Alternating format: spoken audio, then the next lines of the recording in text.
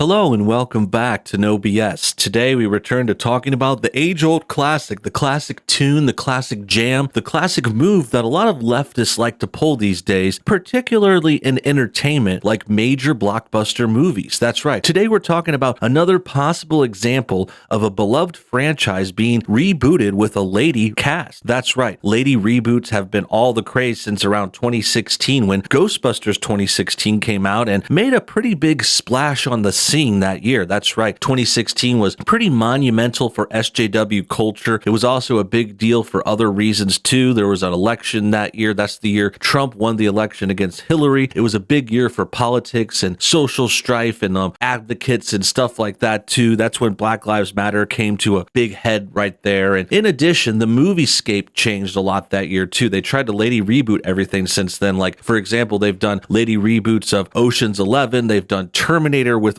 all-girl cast. They've done other things like taken characters and girl wash them and lots of other fun, not so cool to watch stuff though. I mean, sometimes it's okay. We're not necessarily here to say, oh, we're against female-led movies or female-led pictures or even female reboots isn't like the worst idea on its own, but the way they turn out in reality is, the way they actually come to be is really bad. Like, for example, another one I didn't get to mention was Charlie's Angels recently got this kind of lady reboot, but the problem with that was it was already a female-led picture, but then they girl washed other characters in it too, and it was just kind of like this woke reboot, this woke reconfiguration, and it did really poorly, as did these other movies. I mean, some of them made money, but none of them were successful. All of them were derided and not very much liked. And now we're talking about a new case. Someone is currently promoting and trying to get something to happen to the Die Hard series. Die Hard is a famous film series starring Bruce Willis, and apparently Charlize Theron is jumping on board with the idea they should lady reboot Die Hard, which is obviously a terrible idea for lots of reasons. It's also pretty relevant now since Die Hard is technically a Christmas movie, so lots of people are rewatching it, and now they're talking about lady rebooting it. So we want to go over this story, talk about why it's silly and why it's not going to work and probably won't even happen soon. But first, let's take a quick moment to check out our sponsor. Hey guys, I'm real excited to offer you again this new free police coin giveaway. All you have to do is cover the shipping costs and you could get these awesome police coins right away, just in time for not only Black Friday shopping, but also as, say, a Christmas gift for someone you love. I mean, the police are the people that protect us from criminals and save our lives. They're the real heroes in our country, and since they're under attack each and every day by the left, the people trying to defund them, I say we actually do the opposite and support the police, and the best way to do it is to get your hands on this free coin. This 2020 police coin giveaway can be yours today if you click the link below this video. All you have to do is cover shipping costs and you could get this free coin delivered really quickly. And I have to say, I have the coin myself. It's really strong, really cool, really great thing to have as a collector's item. You're gonna love it. If you love the cops, if you love America, and if you want to support this channel, check out that link below and get yourself a free coin. Thanks for your time, and now back to the show. Great, and remember, supporting these sponsors supports the show and keeps NoBS going, which is more important now than ever since we've been attacked by the big tech overlords. So we're not getting funded by them. We're not getting ads anymore. So we need you guys to support these sponsors and other ways you can support the channel. But now back to the show. Here's an article with details with what we're talking about. It says Charlize Theron campaigns for lesbian version of Die Hard. Okay, so it's not even just a lady reboot version. It has to be a lesbian love story at the core of it too. So before we move forward, let's go ahead and break down Die Hard a little bit. I know most people have seen it, but in case you haven't, or in case you don't remember, essentially Die Hard is a story about this cop. He goes to Los Angeles to visit his family. His wife is working at this big building. You could see the poster right here. You could see this guy is Bruce Willis. He's the cop visiting his family at this big building called Takanami Tower, or something like that. Nazataki Tower. I'm not sure. It's some Japanese tower in Los Angeles. He visits it. There's a big kind of to-do with some hostages being taken. Basically, the whole building gets taken hostage, and Bruce Willis has to try to save everyone. That's essentially the breakdown. It happens to be on Christmas. There's a few little Christmas themes in there, which is cool. Mostly, though, it's more of an action movie, more of a kind of cops versus robbers, lots of cool explosions and gunplay and stuff like that, too. Bruce Willis is kind of like your everyman hero. This is the movie that really made him a big star and a big action hero, too, which was something different at the time. This was coming out in the late 80s, and back then, most of the action stars were like big buff dudes like Arnold Schwarzenegger, Sylvester Stallone, like more like